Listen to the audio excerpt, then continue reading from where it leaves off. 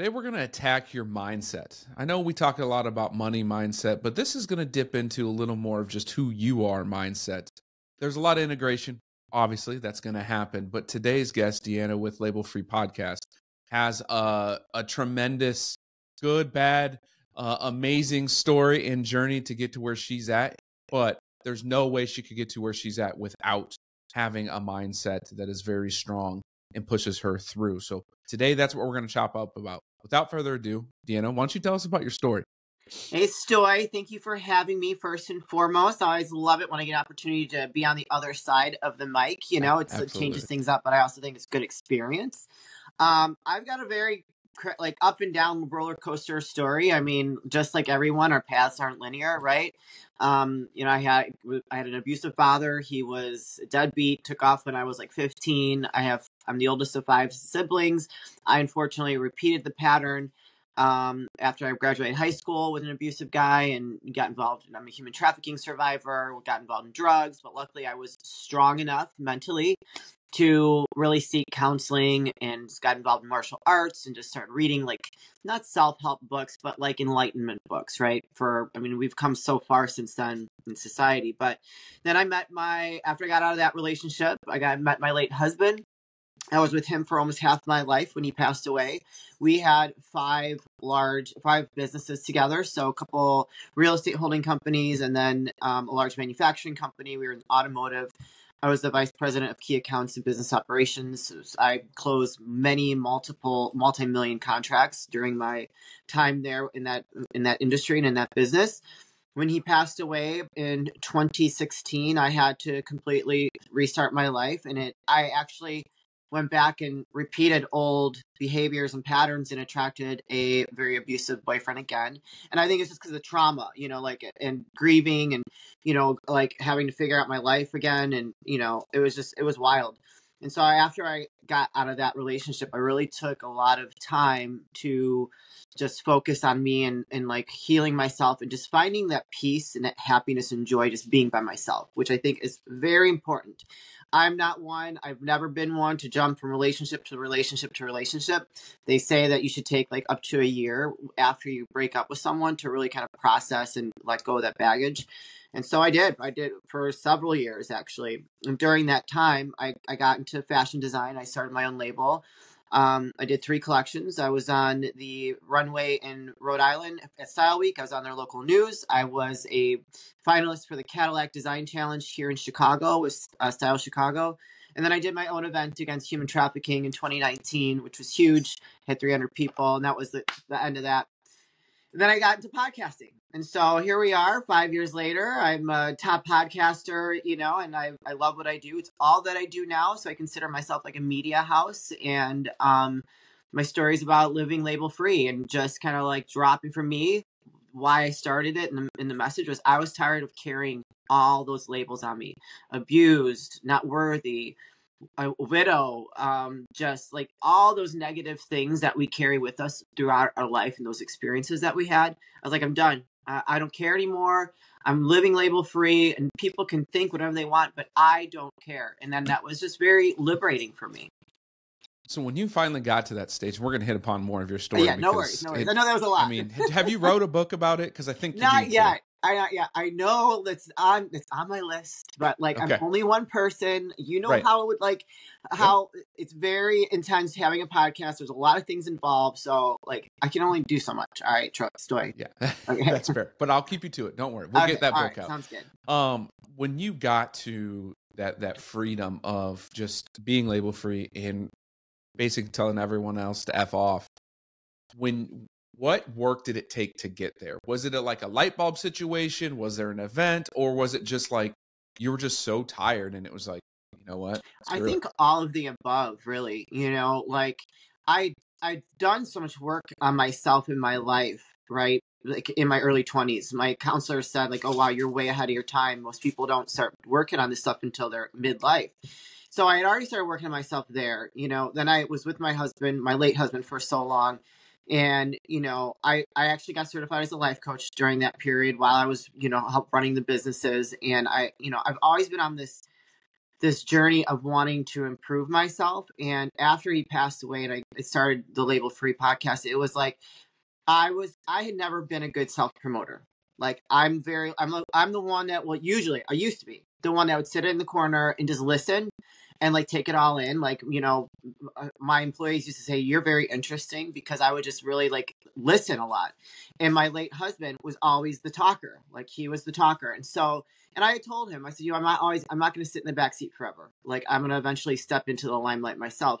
And I was forced to do that after he passed away. And it was very, very difficult because, I wouldn't say, what is that term that like the imposter syndrome? I don't really believe in that, but there's that fear of like, I was told you're not good enough. You never amount to anything, all those negative things that are being said to you. And I just was like, I'm not going to believe these lies anymore. And so for me, it was like, first of all, you have to admit that your brain is saying that little man's talking shit to you, right? Oh, sorry, I don't know if I can swear. No, you're good. No, you have to admit that you're not, the guy's talking shit to you. Number one. Number two, you have to be able to face that. See where is it coming from? Why are you believing these lies? Because you are worthy. And so, and then it just, when I was ready just to drop it all and like be completely open and honest about things that I've been through, then it was just like, it was very liberating, and it created a different kind of strength inside of me.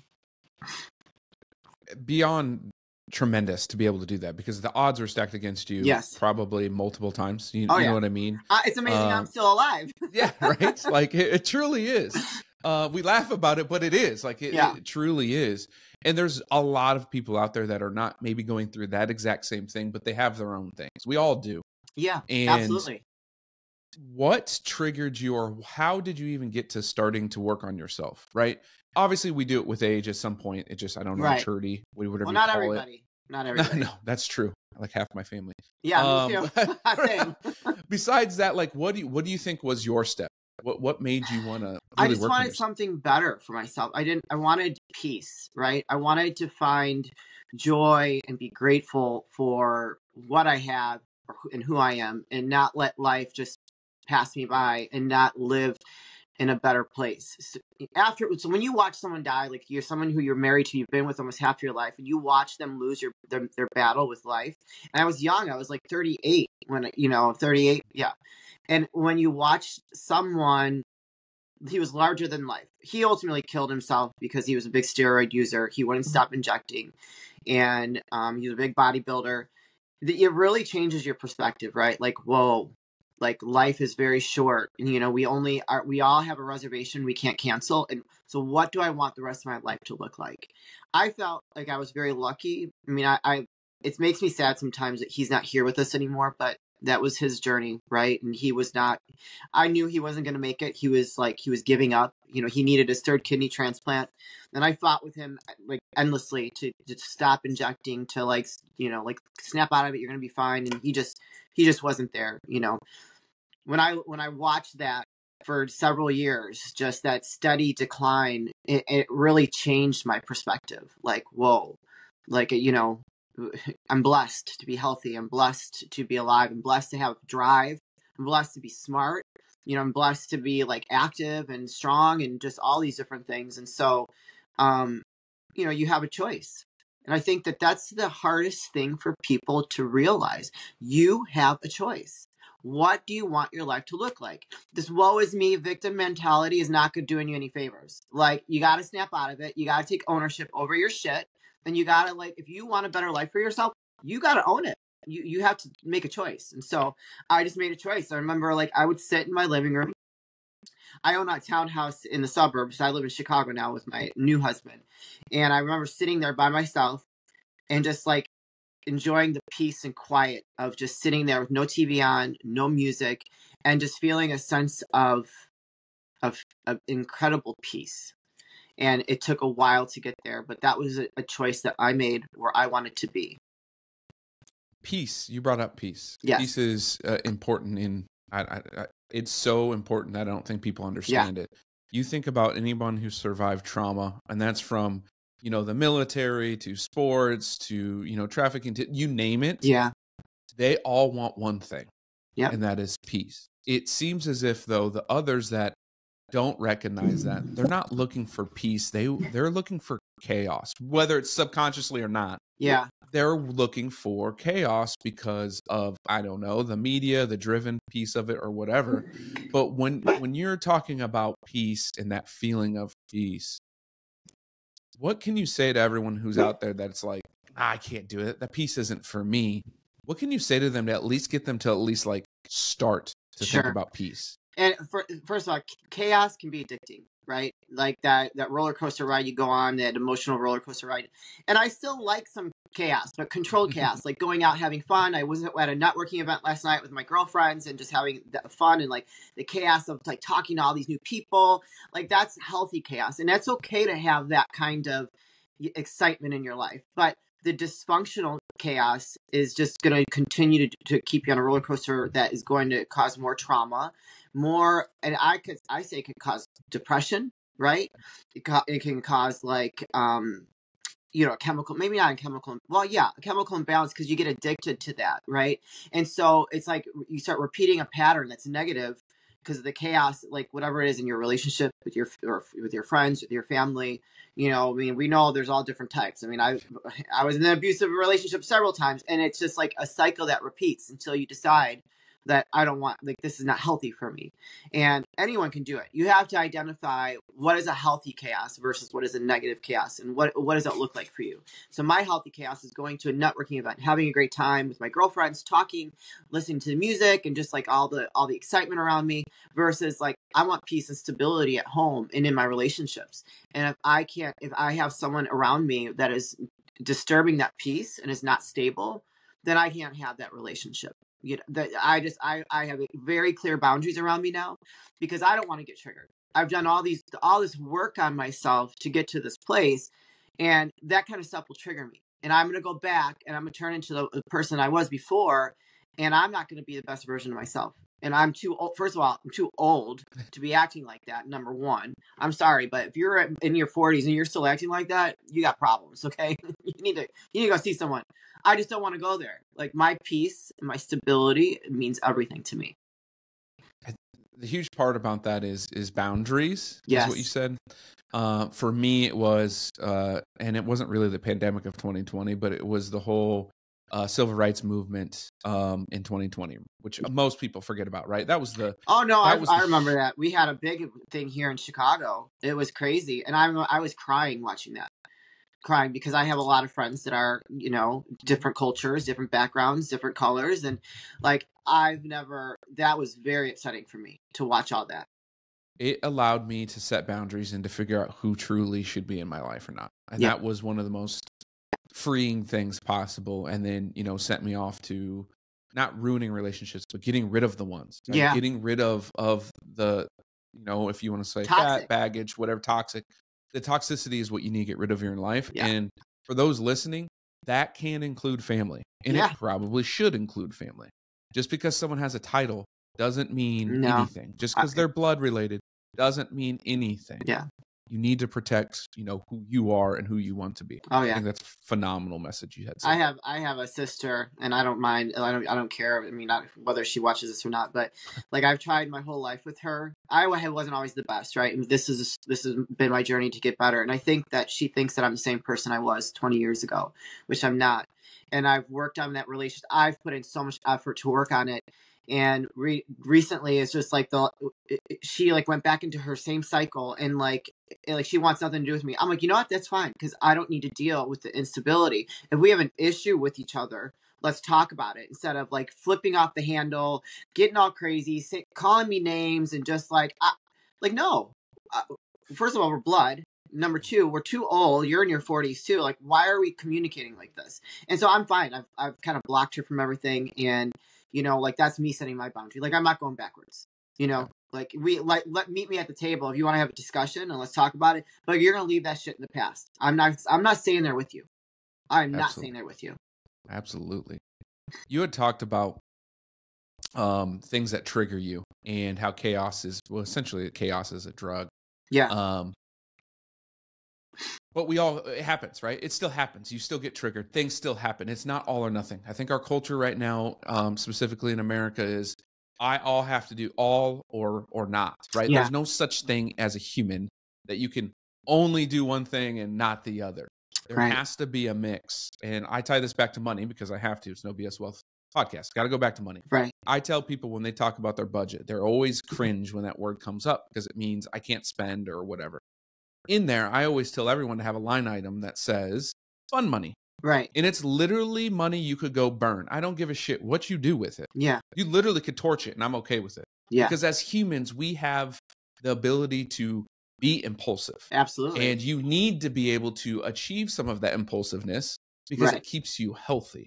And so I'm glad you had brought that up, but I just wanted everyone to know that, like, you still get triggered, don't you? Like, Deanna, you still get triggered, right? I mean, I try, but here's the difference, like acknowledging when I get triggered and someone's trying to like gaslight me or, you know, like make me a scapegoat or put all the blame on me, and just like, that's just no, when I can see that that's happening, you know, before you could just react, right? Because that's the trigger impulse, is that you just react.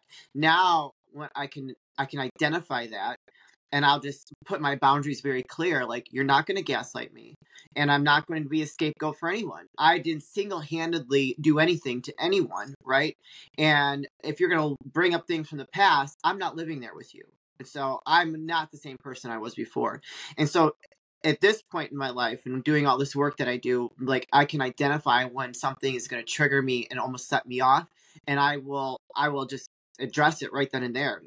You know, and that's just this growth and like wisdom and just kind of acknowledging and knowing what that is. Because when we're younger, or if we haven't done the work on ourselves, we don't realize what gaslighting is. And it's a real thing, right? And when someone wants to put all the blame on you, make you the scapegoat, you know, that's another thing. And it's just like, once you can start like identifying those things when people do that to you, those triggers aren't so intense. You can acknowledge it and like call the person out, you know, because if someone's trying to trigger you, they, you know, they've done that to you before, and they know like what works to get a reaction out of you and start that chaotic, like that chaotic engagement, right? Because it's just like a cycle, right? So if that makes sense. I don't know if that makes sense. No, it does. It does. Okay. And your passion comes through very heavy on that. Obviously, it's near and dear to you. Well, it's just been happening recently with family, and I'm just like, you know what? I'm not dealing with this anymore. Like, I'm way past that, you know, and I'm just, and it's upsetting because I value family. I have such strong family values, and they've always been such a big part of my life. But I'm not going to live in these places with them anymore. And so for me, like, it's just very recent. So that's why I'm so passionate. A little raw still, right there. I like it. Yeah, I love it. Yeah. I love that. Well, that brings us to your podcast. Why do a podcast? Right? It's not easy. I tell everyone that. It's a business, but it's also media, and then it's your brand. And it sucks ultimately. Like, it is hard. Yes, it is. Why dive into that? You know, was it 2019? I think you had 2019. Yeah. Why dive into that? What was the driving factor by doing a podcast? And then what keeps you going 5 years later? So I already told you where the message came from, right? And so also it was me stepping more into my voice, being able to use my voice and talking about a message that was very, like, meant a lot to me, and clearly means a lot to a lot of people. I mean, all around the world, it really resonates, living label free, because you can really apply it to so many different things in your life. And, you know, I've had a wide variety of guests on, but the underlying message is always the same, and there's some kind of value or wisdom that's in those conversations. I didn't even know what a podcast was in 2019. I had just wrapped up my fashion thing. I'm totally type A, if you can't tell. And I always have to have multiple things going on, right? I'm just that type of person. Like, I want to achieve things in life. And I got an email, and I tell this story a lot, on how to start a podcast for under $100. I was like, I don't know who the fuck I am or what a podcast is, but I'm gonna start one. That's right. Let's do it. Yeah. And so, like, that's when I came up with the message. And, you know, I read the whole article, I did my research, and, you know, I just started learning my craft. And I remember the day I recorded my intro episode. I drank a whole bottle of wine, and it took me like 10 takes. And I, like, so nervous, and like, I have no audience really, right? I've got some presence on social media, but I've got no audience. I don't know, like, this whole podcasting game. And I was so scared to like release that first episode, you know. And I think a lot of people have like fear, but I was like, fuck it. I'm just going to, sorry guys, but I'm just going to like release it, and we'll see what happens. And so Obviously since the beginning till now, I've very much have fine-tuned my craft, my interview style, the type of guests that I have on the show, how I promote it, and obviously where it's at now today, where it's a business. I'm a total media house person, whatever. And I think I think I made a really good decision to start it, but I love talking to my guests. I love hearing these pearls of wisdom every single day and releasing it out there to the world. I love getting the response back from the audience, like, oh, thank you so much. They're buying books, my guests are getting clients, and just knowing that I'm doing my part. I mean, I've got so many incredible reviews and, recommendations, and just and I don't even ask for them. They just come in. And for me, it's just like, okay, I'm where I'm supposed to be. I'm doing this is like God's work. This message is much bigger than myself. And what's kept me going is just really staying true to the message, right? And not losing sight of that, and being passionate about, helping people break free of those self-limiting beliefs like I had. And I still have sometimes, you still get doubt, like, oh, I should be doing this. It's getting so hard.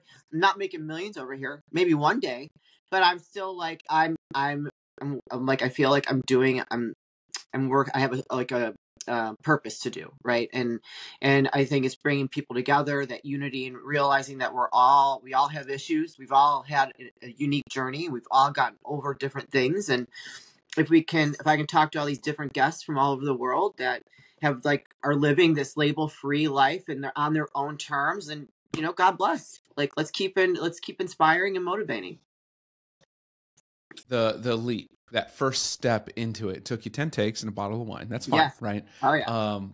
I always tell people, just take the first step. It's really not that tiring. And we're talking about podcasting, starting a business, you name it. Yes, just absolutely. You want to do it. You have the passion. Take that first step. What do you say to everyone that is kind of on that fence, that hasn't been able to take that step? Maybe they're 2 bottles of wine deep and they still can't do it. What do you say to those people to just push the button, send it? Well, if 2 bottles of wine doesn't get you to take that leap, then I don't know what will. But everything, I've done a lot. I've been a bodybuilder. I've stepped on stage half naked.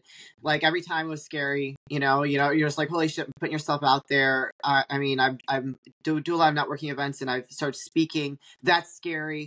I mean, anything worth doing in life that is taking a risk or it causes some kind of fear inside of you tells you that you should do it.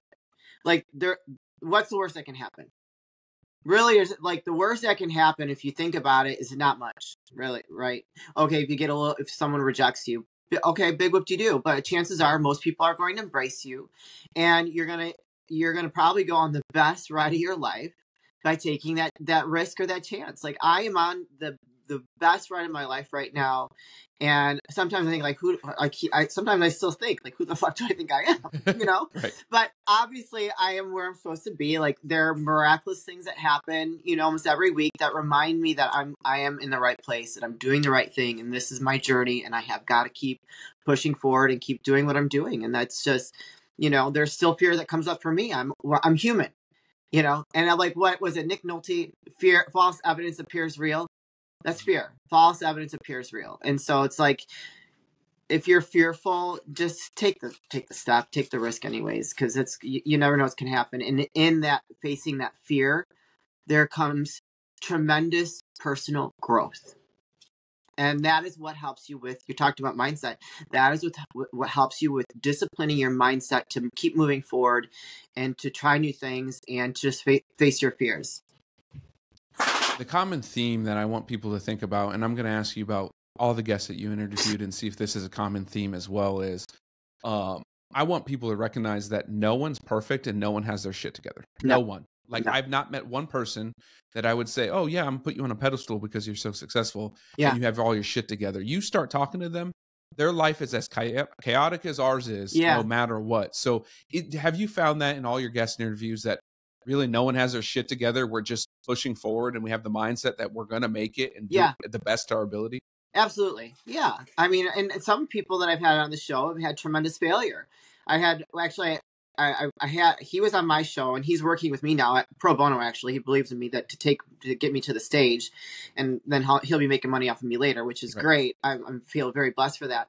But he lost, like he was an entrepreneur. He lost $60,000. Was on the verge of bankruptcy, and like that, he talks about his journey, like working through that. And, now he's an incredible coach charging $65,000 a year for one client. Like, I want to get there. You're making up your loss in one client. Shit. Right. I want to get to that place. And those places are people, like, I mean, come on, let's talk about, and I'm not sure, your audience and what their beliefs. I don't get into politics, but Donald Trump, how many times did he file for bankruptcy? Right. Countless. Like some of the most successful people in the world have experienced tremendous failure.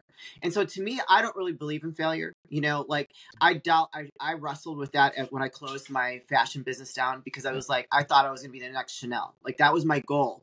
No, I seriously did. And I didn't realize like all the work, it's a very difficult industry, very difficult business to make money in. And people are very picky about their clothes. But like, I just looked at it like that was one of my dreams. And I, like most people, would never take that risk and like chase a dream like that. And I did. But it taught me a lot about how to get comfortable, starting to self-promote, and also just like business, building a brand, because my brand was very strong. And people knew me here in Chicago, like, holy shit, there's Deanna Marie label. Like, here she is, and all of that stuff. And, I did it. I did have a level of success, but it wasn't the level of success that I wanted. I wasn't like raking in the money, right? But I did it. And so closing it was hard and it was difficult, but I went after my dream and I made it happen. So go do it, everybody. Just go do it. Just get your ass out there and pull the damn trigger. Yeah. You brought up Donald Trump, and I'm doing it from politics because I don't talk politics. I think they're all dumb and they do a shitty job anyway. Mm-hmm. That being said, Amen. you had brought on, talking about failures, talking about bankruptcies. I think fundamentally, as a society, because of our media, debt, like the word debt, is used so negatively that it scares the living shit out of people. And ultimately, failure is debt. Debt is failure. Yeah. You cannot be successful without some sort of debt or failure. Amen. The richest people in the world have a shit ton of debt. Yeah. They have so much debt, it would make you nauseous. Yep. However, all that is leveraging that experience, that money, that person to get ahead, to be successful, to make that money. And if you as a person don't recognize that, then you are one of those people that is getting leveraged for someone else to get ahead. Right. Yeah. Ultimately. And you need to I need people to trigger that and be like, I need to leverage other humans or other money for me to make money. That is the only way to truly build and be successful to the degree which you want. Yeah, absolutely. And if you go to any of these, like I've gone to Tony Robbins, like his one of his shows or events, and he had speakers, all these famous Gary or whatever his name is. I mean, all the people, all the popular guys out there that are big time speakers and making impacts. And they talk about like, if you come into a lot of money, you should not pay like your house down. You want to use the bank's money and just make your mortgage payment and earn interest on this lump sum money that you have. And God knows how much money people come into. But like he just made a point of like what you just said, leveraging other people's money to get ahead. And so you're right. Business takes money, and sometimes you got to borrow it and see what happens. I mean, you're going to come out of it. You will be a struggle sometimes. I mean, when my husband passed away and I lost everything, like you're talking about multi-million dollars. Like we had businesses, and I had that larger than life lifestyle. I had the Mercedes, the Ferrari. We flew private, the big mansion, the 10,000 square foot mansion. And like the IRS was going to come after me for like $250,000. Luckily I got out of that, but like I had nothing. I was at the top of the world to nothing. And it was a struggle, but now I'm back and I'm the happiest I've ever been. I'm not making the money I want to yet, but I'm getting there. I know it will come. And I've had a lot of debt. I'm still working out some of that debt, because you're talking about this big, huge lifestyle to nothing. I'm still working out of some of that stuff, but I'm still here. I'm great. Like I didn't die, Right. Yeah. I was God, what was I watching? I don't know. I was on some reel or something, but it was the little clip, and I forgot what movie it was, and it was just like, what, did you die? Right. No, Right. you didn't. You Right. didn't die. You're good to go. Let's get going with this. So, Exactly. all right. As we wrap this up, obviously we're going to tag you and everything, so I'm not worried about that. People are going to find you. Yeah. Find Label Free Podcasts. Yeah. It's phenomenal. I just binged about 4 episodes in the last 2 days. Oh, thank you. Appreciate that. That being said, what do you want to? What's one thing you want to leave everybody with that can get them to take this next step or to maybe change their mindset? Yeah. So since it is about mindset, and so Label Free is about dropping the labels, right? And like becoming, like getting out of these self-limiting beliefs, and there's an alignment there with mindset, right? And I think people get in their own way, overcomplicating things and overthinking things when it really is so simple. And whoever you resonate with, like somebody's going to resonate with my message versus resonating with your message or Tony Robbins' message or something else. And it's very, very simple. Like just take that first step. If something is scary, take that first step. And with doing new things creates new wisdom and creates like a different type of mindset. And you have to grow as an individual. And as you make the decision to grow, that mindset's going to come in where you're going to know that you're capable, it's possible, and failure is just a part of the journey if it happens. But I hope not. I hope you're incredibly successful. But you just have to take that first step. And you have no idea what's on the other side of that door once you start moving through. Okay. Deanna said it. Get off your ass and take that first step. It's all right. It's just like going to the gym, damn it. Just got to get off your ass and just do it. Just get off your ass and do it. The preceding program was sponsored by Black Mammoth. Any awards, rankings, or recognition by unaffiliated third parties or publications are in no way indicative of the advisor's future performance or any individual client's investment success. No award, ranking, or recognition should be construed as a current or past endorsement of Black Mammoth. Information regarding specific awards, rankings, or recognitions is available on the Black Mammoth website, www.blackmammoth.com. All investment strategies have the potential for profit or loss. Investment strategies such as asset allocation, diversification, or rebalancing do not assure or guarantee better performance and cannot eliminate the risk of investment losses. There are no guarantees that a portfolio employing these or any other strategy will outperform a portfolio that does not engage in such strategies. This broadcast should not be construed by any client or prospective client as a solicitation to effect or attempt to effect transactions and securities or the rendering of personalized investment advice due to various factors including changing market conditions. The information discussed in this broadcast may no longer be reflective of current positions or recommendations. While information presented is believed to be factual and up-to-date, Black Mammoth do not guarantee its accuracy, and it should not be regarded as a complete analysis of the subjects discussed. The tax and estate planning information discussed is general in nature and is provided for informational purposes only and should not be construed as legal or tax advice. Listeners should consult an attorney or tax professional regarding their specific legal or tax situation. Past performance is not indicative of future results.